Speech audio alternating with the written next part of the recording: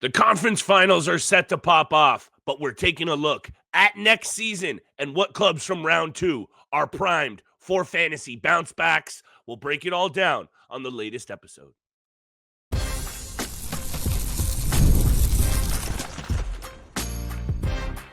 You're Locked On Fantasy Hockey, your daily podcast on fantasy hockey. Part of the Locked On Podcast Network, your team every day.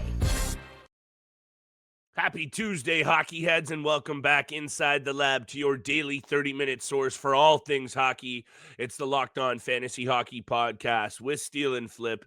Shout out to the everydayers. Much love, and thank you so much for holding us down and making us your first listen every single day.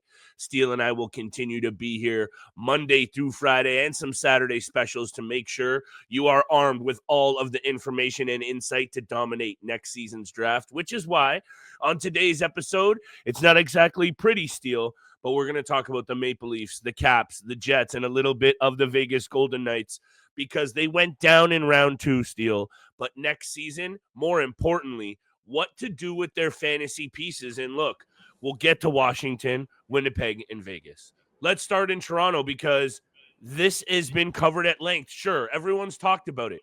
But if you're an astute fantasy GM, you got your finger on the pulse because this squad might look a whole lot different next year, and that's going to impact your ability to build a winner. Yeah, it really could. And this is going to be a fun and kind of traumatic conversation between you and I. Obviously, the first time talking about the Leafs since getting bounced from the second round of the Game 7 against the Florida Panthers. And obviously, they're near and dear to our hearts. So a lot going on, a lot of turmoil. And clearly, the two guys that we need to discuss is John Tavares and Mitchell Marner, both UFAs, both pretty much at $11 million on their contracts. For me, I don't know about you. I would personally like to see both guys back, but it needs to be at the right price. And obviously with Mitch Marner, there's a good feeling that he's going to want the payday. He's going to want the $14 million, which he could get from Chicago, San Jose, Utah, Minnesota, New York Islanders, potentially. Like there's a lot of teams out there who would be willing, Rangers who would be willing to pay $14 million for Mitch Marner. I would like to see Mitch Marner back. And if that's at 9.5, maybe 10 million, I think that's reasonable because of how he performs in the regular season. Obviously, a culture shift needs to change with this core group. It needs to be for the right price. John Tavares, would love to see him back. I think he's still fantastic. I still think he has a lot in the tank.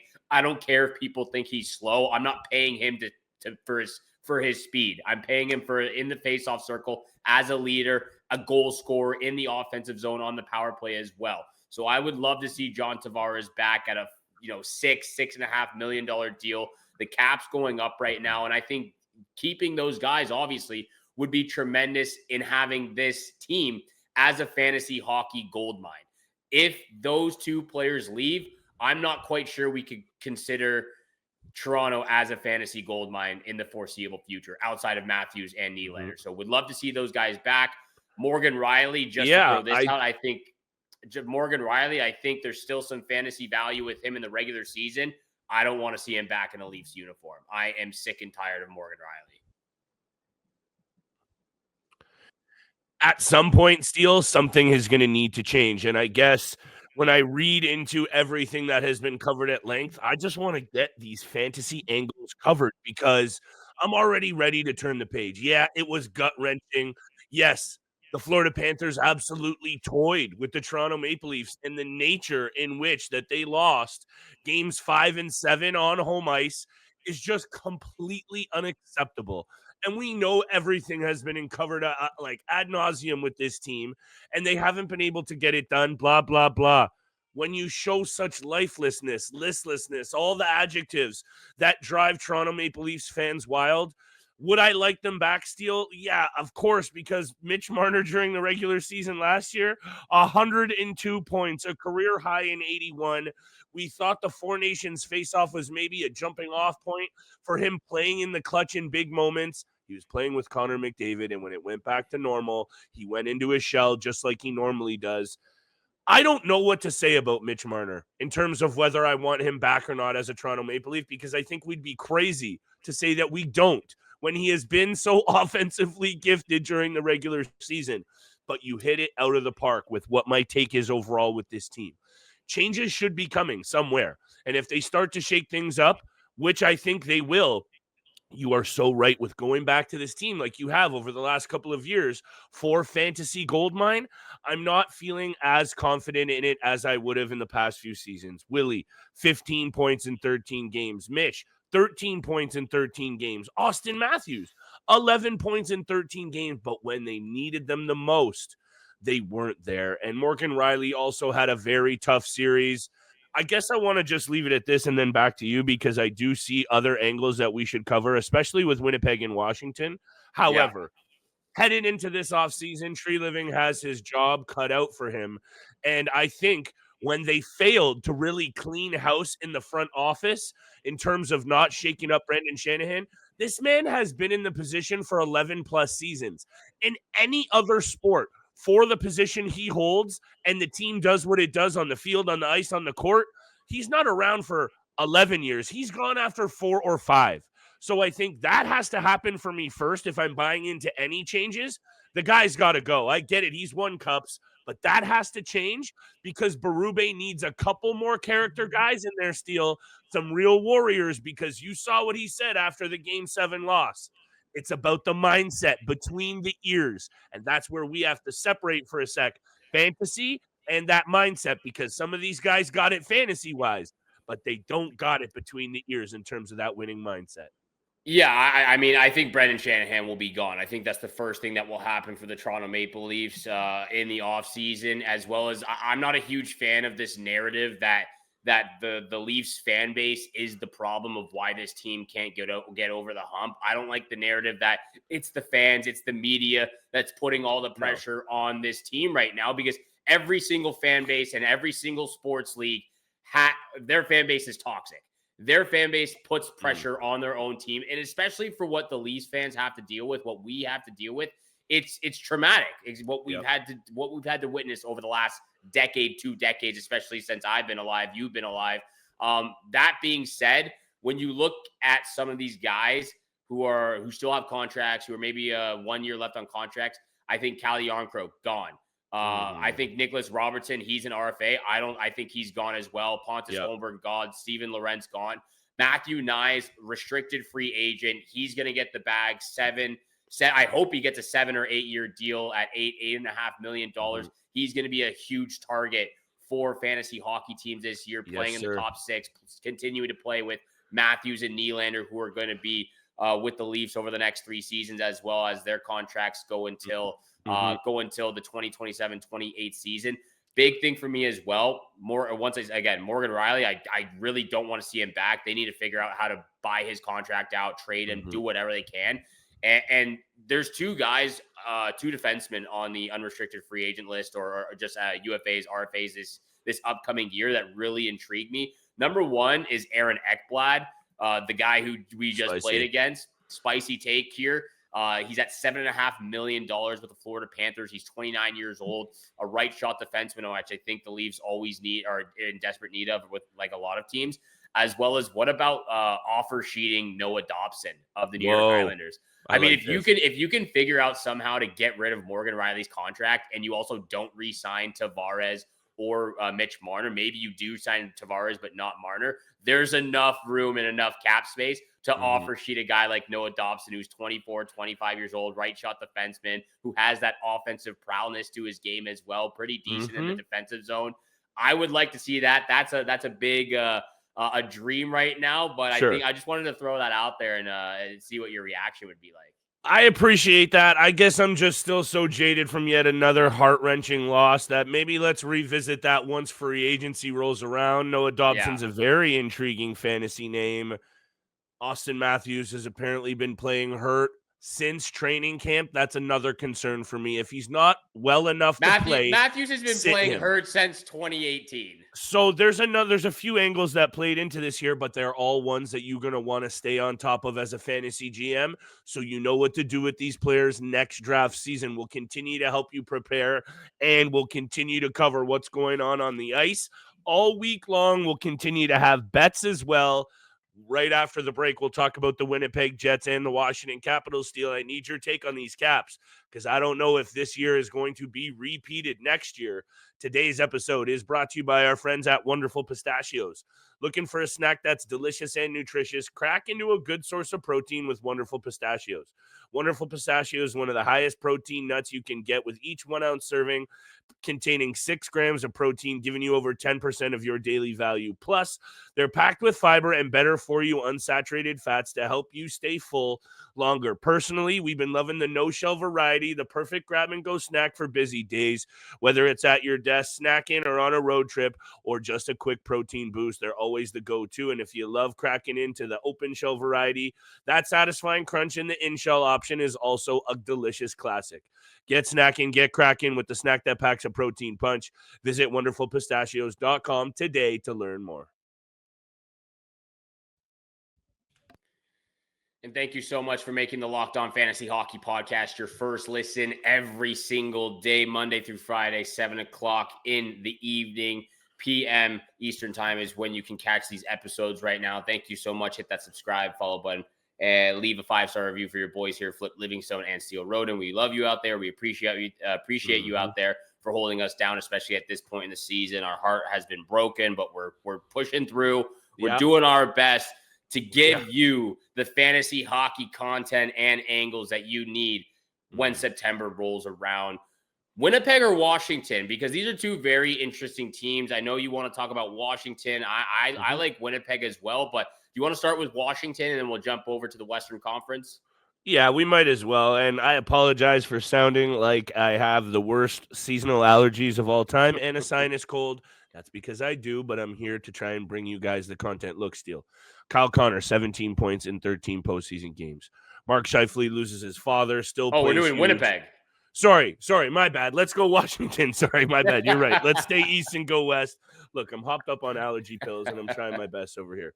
What I wanted to say about the Washington Capitals then before I get to the Winnipeg Jets, this was a magical season for a number of reasons. You have Logan Thompson as the first real season as a true number one. You have Alex Ovechkin's goal chase reinvigorating this whole club. Jacob Chychrun comes in and finally plays a full season of what we expect him to do, all-star at both ends of the rink. Protas steps out, has 30 goals, leads the league in plus minus. McMichael, all these great stories, Steel. I guess what I wanted to say was a lot of things went absolutely right or perfect for this team, and they still couldn't get it done.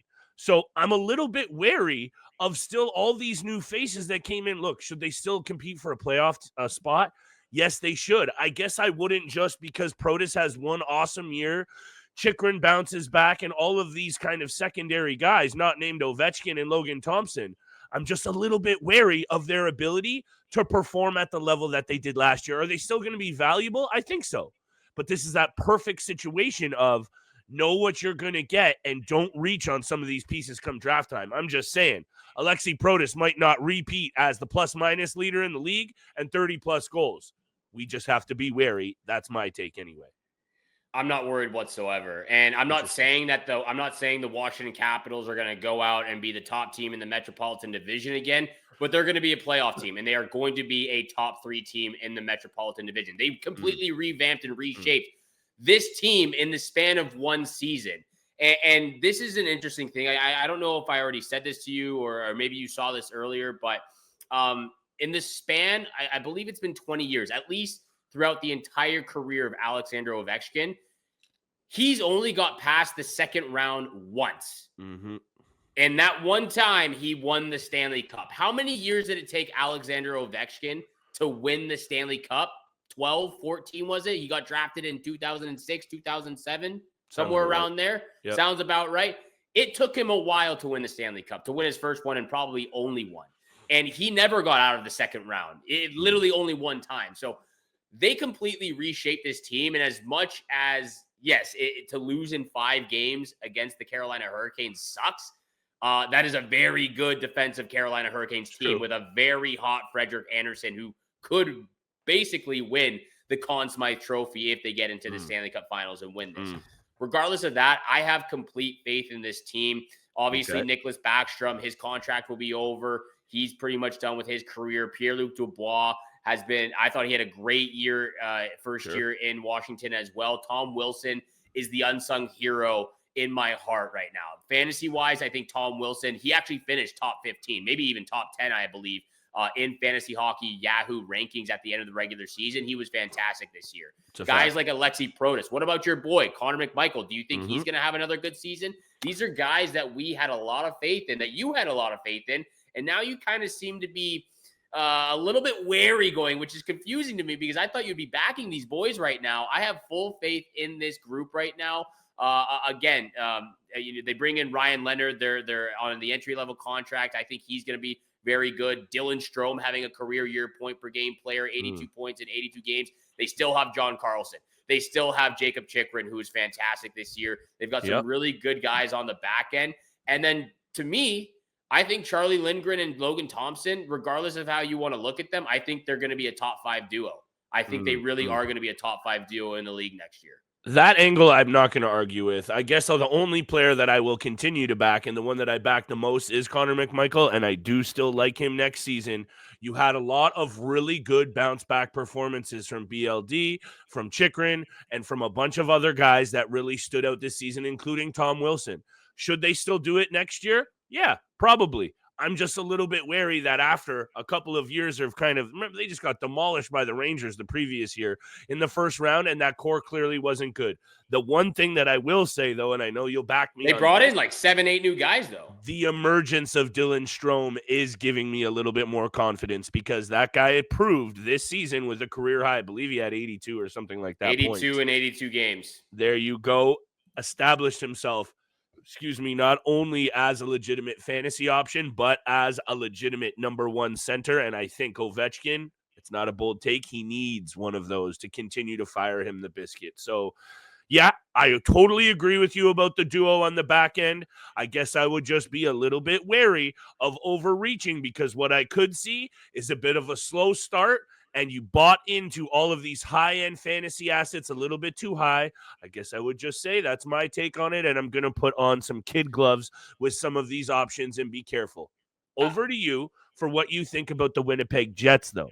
Because well, real quickly with the Washington Capitals, I don't think people were buying into them last year. I know you and I were buying into them. Next year, just careful. Don't go too crazy off one good year with a new core. This season that just happened, before, like when we were doing our fantasy hockey drafts, we weren't sure what was going to happen because they brought in so many players. What was Logan Thompson going to be like? Jacob Chychrun, could he bounce back? Andrew Mangiapane, guys like in the bottom six, top six. We didn't know, but look what happened. Look what transpired. We now have a year to look back and see and really kind of look at depth of what this team did. Again, they got bounced in 4 games against the Rangers. That was a completely different team. They brought in close to 8-9 guys in the offseason and reshaped this team while Alex Ovechkin is still under contract before he potentially we have one good year of sample size, and they got bounced in 5 games in the second round. Leaves me to want a lot more and to not go off of just 8 games. But playoffs is distant. Playoffs is different. We're talking fantasy hockey angles right now. In the regular season, they're still going to be a stud team right now in the Metropolitan Division. Perhaps. It's the same thing with the Toronto Maple Leafs. I mean, they got bounced in the second round and won 7 games. We also just said to be wary of what changes come for that team as well. That's all I'm throwing out. But they're going to be losing Mitch Marner and John Tavares potentially. Those are 2 guys who are crucial to the fantasy gold mine. I see both angles because one sample size of a team changing 7 or 8 players and then not doing anything in the postseason. One good year for me and a special record chase that clearly reinvigorated this team that won't have that next year. There's some question marks for me personally. I love that you're ready to put them back into the top 3. Don't forget the teams around them got even better, and that will impact their ability to put up goals next season. They had the second worst power play in the postseason, and I know that's postseason, regular season. I guess I'm just not buying into them as much as you are, but go right ahead. Other than Tom Wilson and Alex Ovechkin, maybe Dylan Strom as well, at your own peril. However, if you're ready, I'm ready to go to the Jets whenever you are. We'll go to the Jets and Vegas after the break. We'll wrap this up in the Western Conference with the teams that got bounced in the second round. All of that and more coming up next on the Locked On Fantasy Hockey Podcast.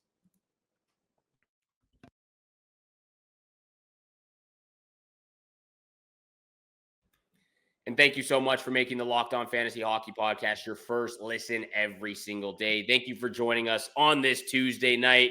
We appreciate you out there. We love you out there. Hit the subscribe button, the follow button. Leave a 5-star review for your boys here, Flip Livingstone and Steele Roden. Winnipeg Jets, obviously a very, very sad story with Mark Scheifele, obviously going into Game 6, losing his father the same day. Wasn't sure if he was going to play, but obviously his family, his father would have wanted him to play. He ends up playing, scores the first goal of the game, and unfortunately for them, lose it in overtime from a Mark Scheifele penalty. As sad as that is, when we look at the team and how they play this year, President Trophy Club, top team in the National Hockey League. Yeah. What transpired in the playoffs in the second round, especially for a guy who I've been so high on Connor Hellebuyck, as much as it does worry me for what this Winnipeg Jets can do in the playoffs, I'm not worried whatsoever what he will bring in the regular season in fantasy hockey realms. To me, Connor Hellebuyck is still the number one goaltender, fantasy hockey goaltender. There's no question about it. There's no debate to me. It's him. He's number one. With that being said, Kyle Connor, I know you absolutely adore this player and what he brings fantasy-wise as a goal scorer, as what he brings on the power play. How do you feel about this team, those top two players in Scheifele and Kyle Connor, and like where you would draft them going into next season? Yeah, Kyle Connor for me, if he's around much after, like, I say top of the second round, depending on how many players your GMs are in your league, I could see him going at the end of the first round. If you have 12 to 16 teams in that first round, I'd be fine with him being like the 15th or 16th off the board, dependent on the categories and the makeup of the league. Here's my main thing with this Winnipeg Jets club steal. I don't know if you've had a look at this. They're at a bit of a tipping point kind of crossroads. Ehlers, UFA. Tanev, UFA. Mason Appleton, UFA. They also have a number of RFAs. Gabe Vilardi, Morgan Barron, Dylan Sandberg. Those are some really important pieces, and not all of them jump off the board fantasy-wise. Ehlers does. Vilardi does for sure in deeper formats. Sandberg was a great week-to-week waiver ad. Same with Mason Appleton. 100% with Connor Hellebuyck doesn't change. Mark Scheifele and Kyle Connor remain elite. I guess what I just saw from them in their inability to get it done in the big moments away from home, number one on the road, that was very interesting. That's more Connor Hellebuyck, though. No, for sure. I guess when you factor in that clearly they weren't good enough and all of these RFAs, this might be a slightly different looking team. Do I still expect them to be in the mix for the top three because of Hellebuyck in that division? For sure. But if they don't really try and commit and give some of these younger players a little bit more of a look, they do have some draft picks in there too that have been lurking and getting not enough looks. I just don't know about what they do when it comes to their standings in next season. Do I want to go back to them for some fantasy options? Yes, I do. But this is the perfect situation where I would say, keep your eyes peeled on what Kevin Cheveldayoff does come July 1st, because I expect the Winnipeg Jets, for a number of reasons, disappointments and all of these contracts, I expect this team to be one of the more busy squads that could be looking to make some serious reinforcements, especially to that scoring depth. Yeah, and there's I still believe that Nikolai Ehlers will most likely sign somewhere else. I think he's looking for a pretty big payday, and I think that bodes well for the Winnipeg Jets. I think a guy like Gabriel Vilardi, who just had 61, I believe, 61 points in 71 games. I believe that was a career high for him. Yes, monster career high for Gabriel Vilardi. He's a restricted free agent.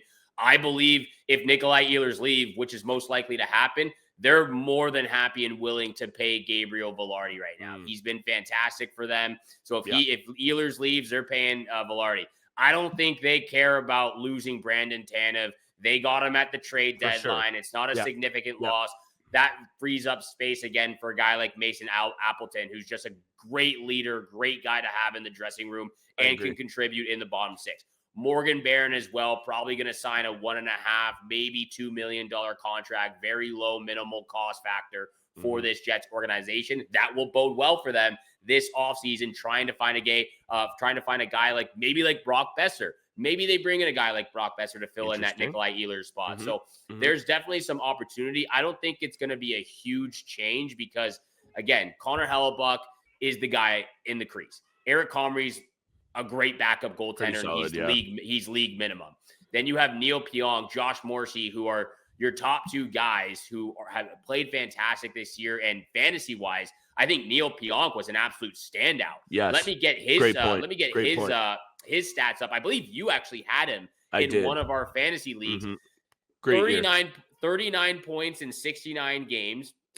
He's been a perennial 30 to 40 point guy, but 114 hits, 101 blocks, 123 shots, 44 penalty minutes. He was a plus 21. This all just adds up, and his ADP compared to where he actually finished was fantastic. So I like this team as it is. Gabriel Velarde is a big name that I'm circling, obviously with Mark Scheifele and Kyle Connor.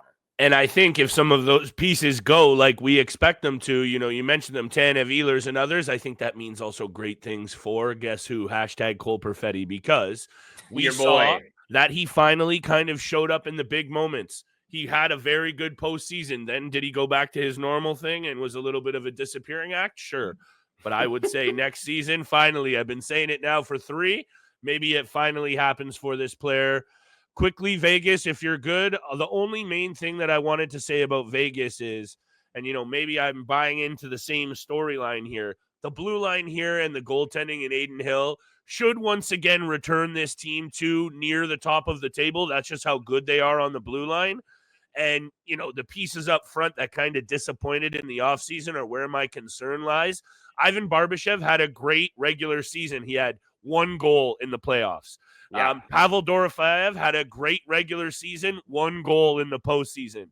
These guys kind of were the undoing. Jack Eichel, was good at times, and they took it to those teams in those games. 1 goal in 11 games, not good enough. So Jack Eichel, going to be another stud. Love what he's going to bring to the table next year for fantasy. After that, you've got a bunch of question marks, in my opinion, in terms of the forward group anyway. You know what you're going to get out of the Shea Theodores, Petrangelos, Hannafins of the world, all very good defensive options. Mark Stone, huge injury concern. Victor Olofsson, where were you at in the postseason? Ivan Barbashev, a bunch of inconsistencies. Dorofeyev, a guy with 1 good year. So I have some question marks about the fantasy value in some of these players still, but I think given how good this team is on the blue line and in the blue paint, I assume they will be in one of those top 3 spots once again. Yeah, again, we seem to be thinking about these teams a little bit differently. I'm not concerned at all about Vegas. Their top forward group is solidified. They're all under contracts. They're going to be the guys moving forward. And there's some injury concerns with a guy like Mark Stone. But again, he's a point per game player, 67 points in 66 games. Obviously, you don't want to reach too early on him because missing all those games will hurt you down the stretch. But if you still draft him, he's going to be great for your fantasy hockey team. A guy like Pavel Dorofeyev as well. 1 good season, really his first full year in the National Hockey League. But look at the opportunity he's getting. He just got over 16 and a half minutes. I expect that to be closer to 17 and a half minutes next year. Such a young player who plays in the top 6. I'm very comfortable with him with drafting this guy. Again, we're going to go more in depth in it, but I'm very comfortable with drafting this guy later in the later stages of my draft. So some of the guys who are RFAs, UFAs, like Riley Smith, Brandon Saad, guys who are over Tanner Pearson, guys who are over 31, 32 years old, they're gone. Like these are bottom 6 guys who are not significant in the fantasy hockey realm. Top 6 forward group, the blue line, as well as with Adin Hill. Those are the major pieces for the Vegas Golden Knights moving forward, and they're going to return to the playoffs once again. I think they've only missed the playoffs once in their entire franchise so far. Love the confidence you have in every single one of these teams, just bouncing back and all the fantasy pieces doing amazing. I think that this Vegas Golden Knights team, the one main concern I would have is that goal output, something that nipped them in the bud in the postseason. Let's see what they do come regular season, but guess what? We'll be here to break it all down for you guys all summer long.